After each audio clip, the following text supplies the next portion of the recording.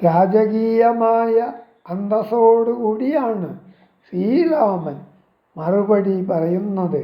താതനു വേണ്ടി സീതയെയും രാജ്യത്തെയും ഉപേക്ഷിക്കാൻ താൻ സന്നദ്ധനാണ്.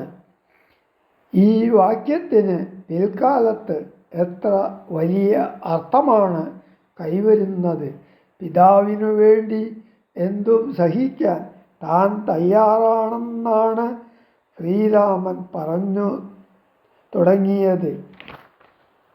പിതാവ് ആജ്ഞാപിച്ചില്ലെങ്കിൽ പോലും പിതാവിൻ്റെ ഇംഗിതമറിഞ്ഞ് പ്രവർത്തിക്കുന്നവനാണ് ഉത്തമനായ പുത്രൻ. പിതാവിനാൽ നിയുക്തനായി പ്രവർത്തിക്കുന്നവൻ മധ്യമൻ.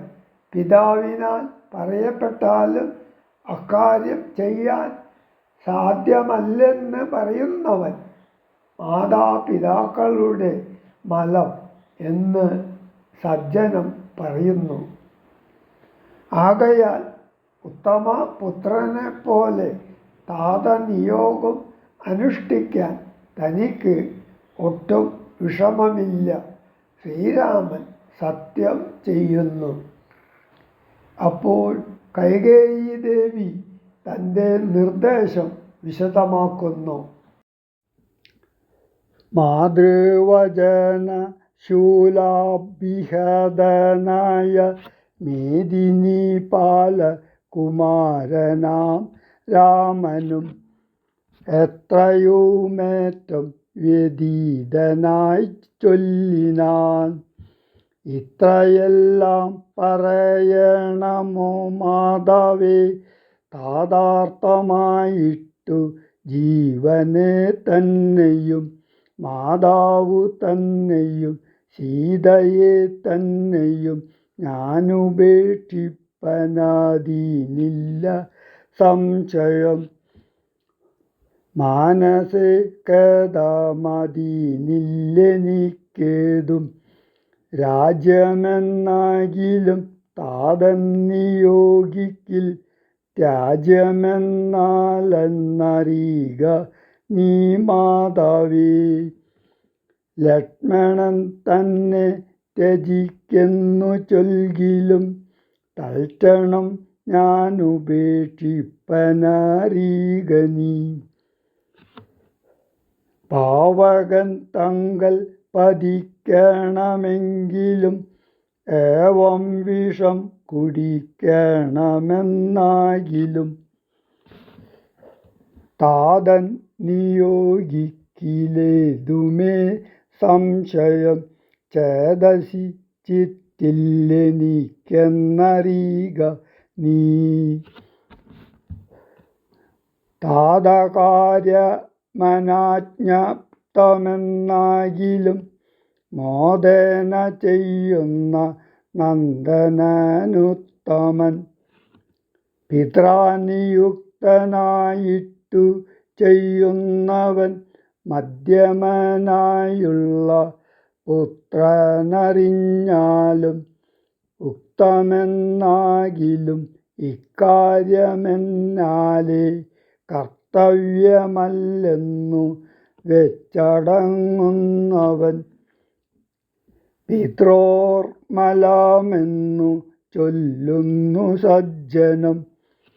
ഇത്തമെല്ലാം പരിജ്ഞാതം മയാധുനാ. ആകയാൽ താതനിയോഗം അനുഷ്ഠിപ്പാൻ ആകുലമേതും എനിക്കില്ല നിർണയം. സത്യം കരോമ്യഹം സത്യം കരോമ്യഹം സത്യം മയോക്തം മറിച്ചു രണ്ടായി വരാ. രാമപ്രതിജ്ഞ കേട്ടോരു കൈകേയിയും രാമനോടാശു ചൊല്ലിടിനാളാദരാൽ.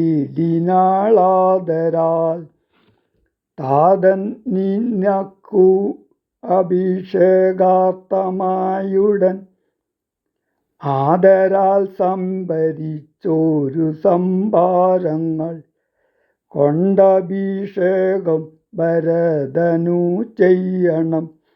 രണ്ടാം വരം പിന്നെയൊന്നുണ്ടു വേണ്ടുന്നു.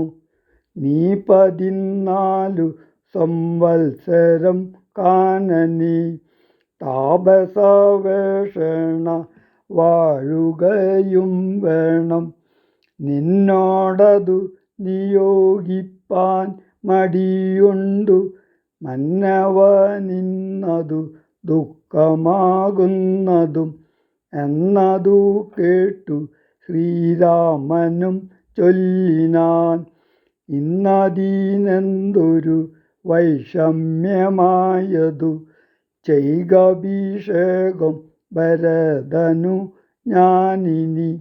വൈകാതെ പോവൻ വനത്തിനു മാതാവേ. എന്തതെന്നോടു ചൊല്ലാഞ്ഞു പിതാവതു ചിന്തിച്ചു ദുഃഖിപ്പതിനെന്തു കാരണം. രാജ്യത്തെ രക്ഷിപ്പതിനു മതിയവൻ രാജ്യമുപേക്ഷിപ്പതിന്നു ഞാനും മതി.